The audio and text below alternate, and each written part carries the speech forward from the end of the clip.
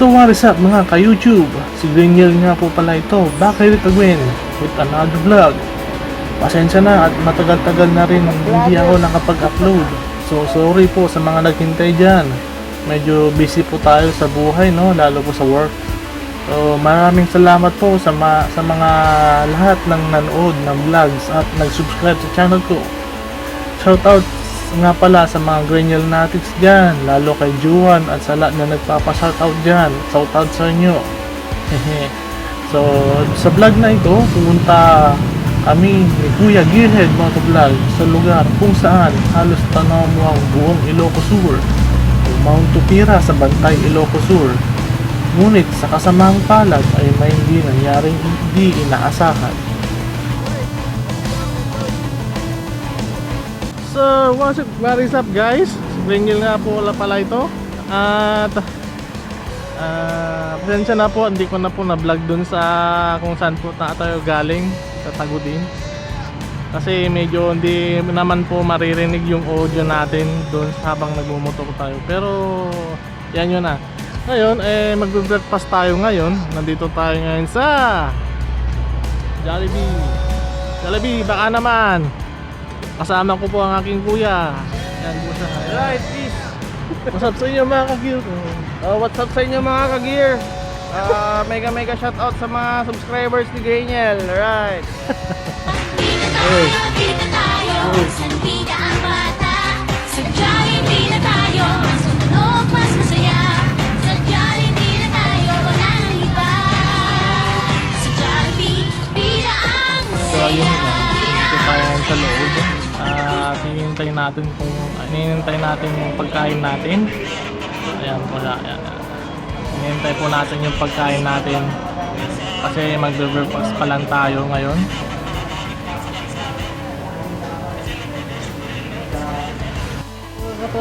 Kakatapos lang po namin kumain ngayon. Kasi hindi ko na ini-enjoy. Hindi ko na po blinag kasi hindi ko na po para ma-enjoy ko naman po namin yung pagkain namin. Ayan po. Salamat sa sponsor. Peace, yo. Ride safe, brother. Mga ka-gear. Mga ka-gear. Tsaka mga ka-YouTube. Mega shoutout po sa mga subscribers ni Greenyel. And guys, wag din nyo po sanang kalimutang subscribe ang aking channel. This is Gearhead Motovlog. Yan. Right. Ride safe, bro.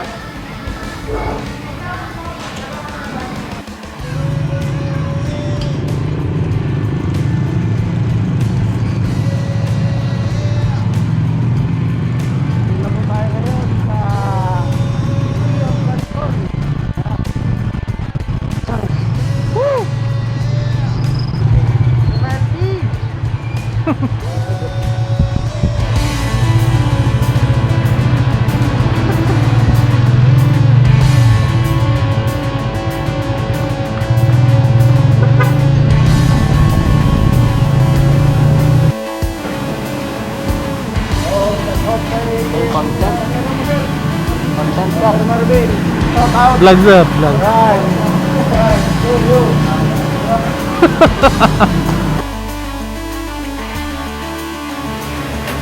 Sa puntong ito, habang binabagtas namin ng Santiago, naisipan namin ni Kuya Gearhead na bumisita sa bahay ng isa sa mga madalas na makita natin sa mga vlogs ko, ang JM De Guzman ng Santiago, walang iba kundi si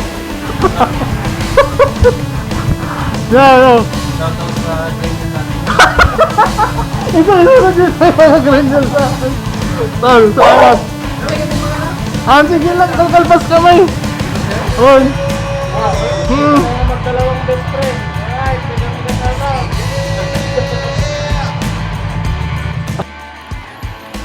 At ayun, bumisita kami nila Juan.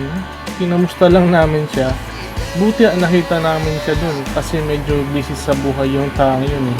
Busy magpayaman. Payaman! Ikaw talagang tunay na payaman, tol. Huwag ka makakalimot pag yumaman ka na, tol, ah. Hindi, biro lang. Pagkatapos nun, sa next destination naman natin ay sa Narbacan. Yan! Ayun, may dinaanan ulit kami doon para makapag-picture sa tabi ng nakikita nyo dyan. So, ayan po, yan. Di ba po ang ganda? Ay sus, kung makita nyo lang talaga sa personal, ewan ko na lang. So, ayun po guys, habang nagbo-vlog si kuya ko doon, sasabay na rin po ako. So, kung makikita nyo ngayon, nandito po tayo sa Narvacan, sa part ng malapit sa dagat. Ayan po siya. So, nandito po tayo sa pwesto na pinangalang Arco. At kadalasan dito sa pwesto na to, maraming mga nagpapapicture ng mga motorista, mga riders. Kasi maganda yung pwestuhan dito ng mga ng kuha mo. So, mapapabighaan ka talaga sa itsura ng bundok kung makita nyo po. Yan po. Kung gusto nyo pong bumisita nga dito sa Narvacan,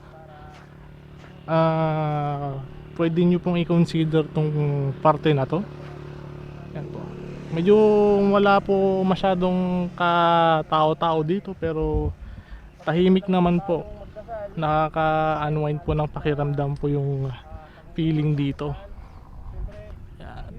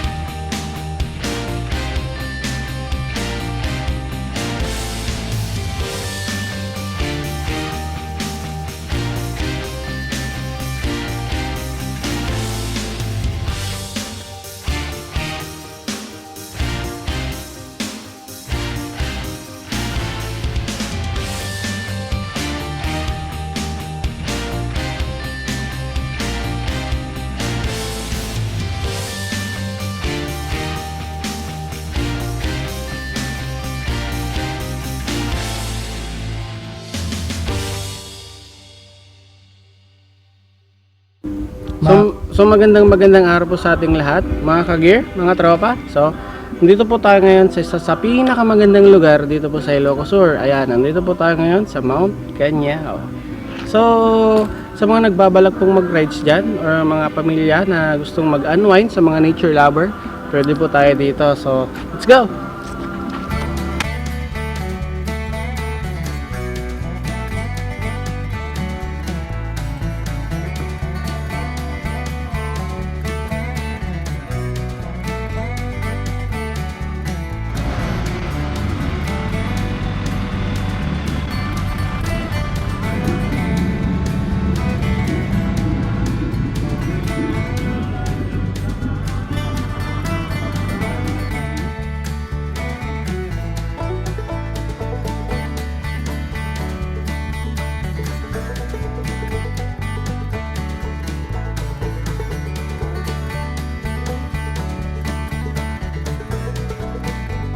So yun guys, nandito tayo sa loob ng Kanyaw ngayon sa may mismong park nila.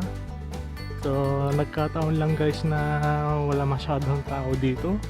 Parang kami lang ata ng kuya ko ngayon ang nandito. So tahimik ngayon ang paligid, talagang tahimik guys. Kung alam nyo lang kung gaano katahimik, yung tahimik talaga dito. Sa tabi, malapit na kasi siya sa bundok. So, yun, kung gusto niyo lang po ng pumasyal sa isang lugar na ang tahimik, napakatahimik, kung gusto niyo pong pumunta sa lugar na medyo gusto mong kalma lang, ayun, pasyal po kayo dito. Ayan.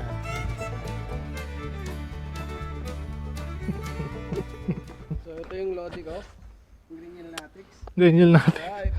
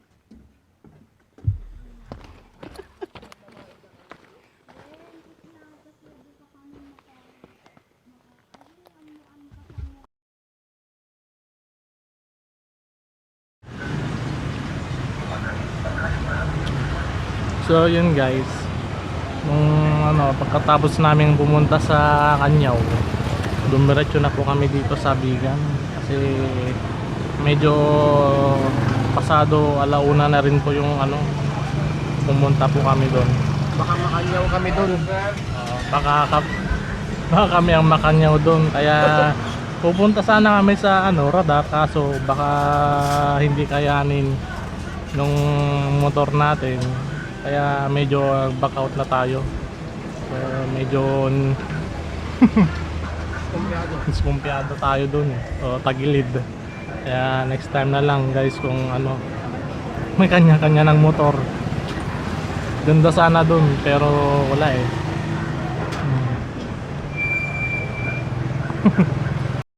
So yun po magandang hapon sa inyo, magandang araw pala. So nandito po tayo sa tapat ng UNP. So shoutout sa mga kabatchmate ko ng pharmacy dyan, mga na nagme-med dyan. Kamusta kayo dyan? Nandito ako sa tapat ng school nyo. Napadaan lang kami napadaan lang kami dito kasi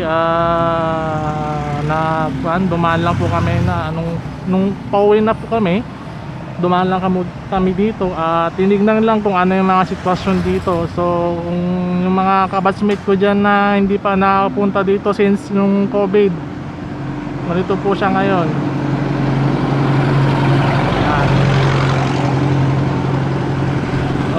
Gusto ko po sanang pumasok sa loob kaso nag-aalangan po ako, baka kailangan pa po ng mga requirements. Wala naman po akong dala, napadaan lang naman ako dito. Dito na lang ako. Shoutout po.